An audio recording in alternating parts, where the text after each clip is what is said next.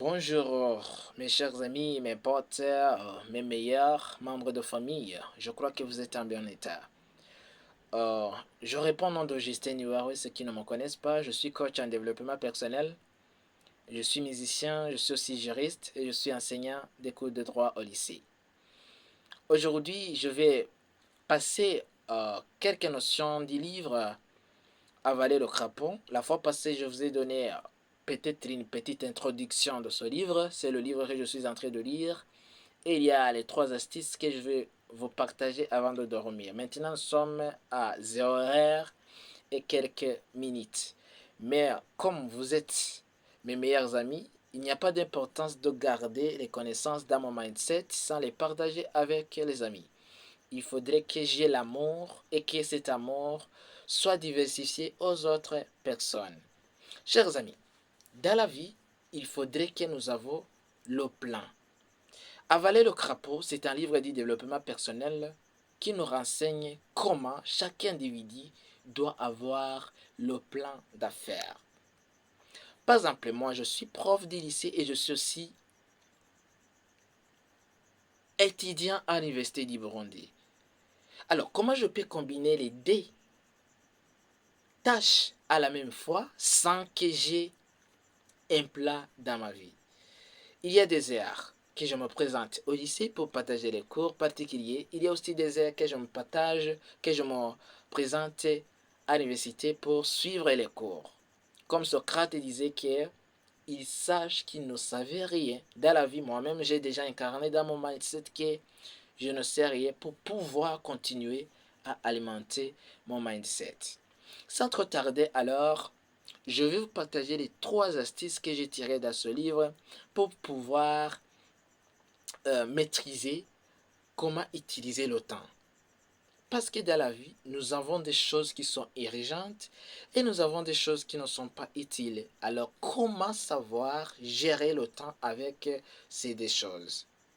Première chose, il nous renseigne, M. Tracy, de fixer des objectifs clairs. Il faut noter tes objectifs et établissez un plan d'action qui est très précis.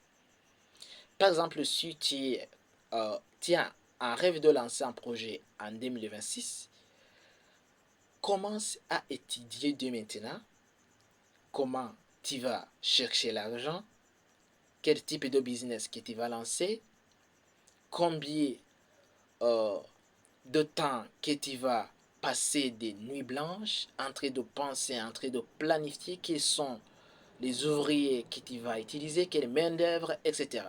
C'est-à-dire, tu fixes des objectifs, tu prends ton agenda ou bien ton carnet et commences à planifier tes objectifs. C'est la première chose que M. Tracy, l'auteur des livres Avaler le crapaud, qui nous conseille. Deuxième, c'est de classer vos tâches par priorité. Comme je l'ai dit, si tu as une personne qui a beaucoup de trucs que tu fasses dans la vie, mets-les sur la liste. Pensez d'abord, parmi ces listes de tâches que j'ai, quelle est la chose qui prime aux autres? Si à l'université, par exemple, moi, on proclame l'examen, je dois me présenter directement. Alors, je sache comment jongler avec les cours particuliers au lycée. Je maîtrise d'abord comment l'horaire est planifié, quel est le travail sur lequel je vais commencer, quel est le travail sur lequel je vais terminer. Avec ce truc, tu vas finir, je dirais, à avoir un plan qui est précis dans la vie. Alors, fixez des objectifs bien précis et faites des tâches par priorité. Et il nous conseille d'utiliser la règle de 80 par 20. Si tu as, par exemple, je dirais, 100 tâches que tu vas lancer aujourd'hui, il faut analyser les meilleures tâches qui priment aux autres et commence avec elles. Par exemple, si tu as 100 tâches et que tu désires de lancer à la première fois 20 tâches, ces 20 tâches peuvent accumuler, peuvent amener un résultat de 80 pages, de 80 résultats par exemple. C'est ce que M. Tracy nous conseille. Je vais terminer par la troisième astuce, c'est d'appliquer la méthode de ABCDE. Ça, c'est l'alphabet que nous avons étudié. Alors, pourquoi il nous conseille de fixer, je dirais, la méthode de ABCDE? C'est pour classer nos tâches en 5 catégories. Première catégorie, c'est ce qui est urgent et important. Analyse parmi les travaux qui sont sur la liste, parmi les tâches qui sont sur la liste, regarde ce qui est urgent et regarde, je dirais, ce qui est très important. Deuxième, ce qui est baissé, important mais non urgent. Sur la deuxième place, tu vas y mettre ce qui est important mais qui n'est pas trop urgent.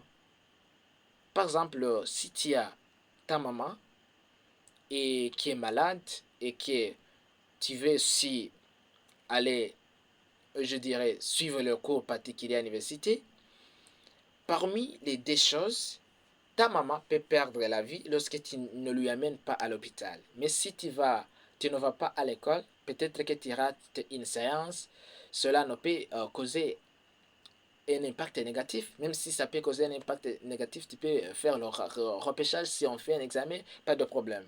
Mais si tu refuses par exemple d'amener ta mère à l'hôpital, ça peut lui causer le danger que tu ne peux pas même résoudre après. Par exemple, ça, les cours particuliers, tu peux les mettre sur deuxième place, c'est-à-dire B, et le fait d'aller soigner ta mère, ça peut prendre la première place. Troisième, c'est ce qui est utile mais pas nécessaire. À la troisième place, il faut mettre quelque chose qui est utile. Oui, c'est utile de faire ça, mais c'est pas trop nécessaire.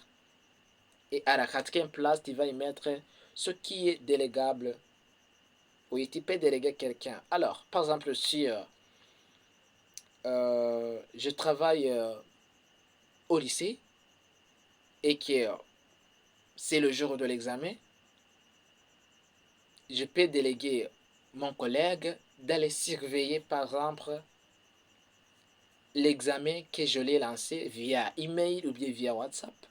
Il n'y a pas de nécessité de me présenter. Si je me présente, l'examen peut passer. Même si je ne me présente pas, l'examen peut être passé. Dans ce cas, ça c'est ce qui est délégable. Je peux déléguer mon collègue, je peux déléguer mon meilleur ami, je peux déléguer mon membre de famille de faire quelle tâche dans ma place. Ça c'est le numéro D. Et c'est à éliminer, c'est-à-dire c'est la chose très négative, c'est la chose qui peut occuper la dernière place. Alors, avant de terminer la vidéo, je te recommande dès maintenant d'avoir un carnet et d'avoir un agenda. Liste les choses avant la veille que tu vas faire demain et regarde ce qui est d'abord urgent et important.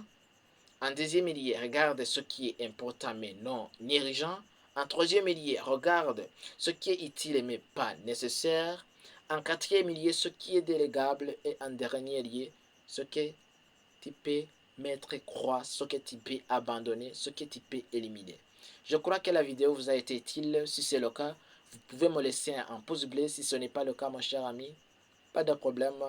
Je crois que comme nous avançons et que comme nous rêvons grand, peut-être que demain ou après-demain, tu seras inspiré par mes coachings. Comme toujours, vous étiez avec Justin Nuawe. Il faut rêver grand car chaque patron a commencé comme un ouvrier. Merci, à tout à l'heure.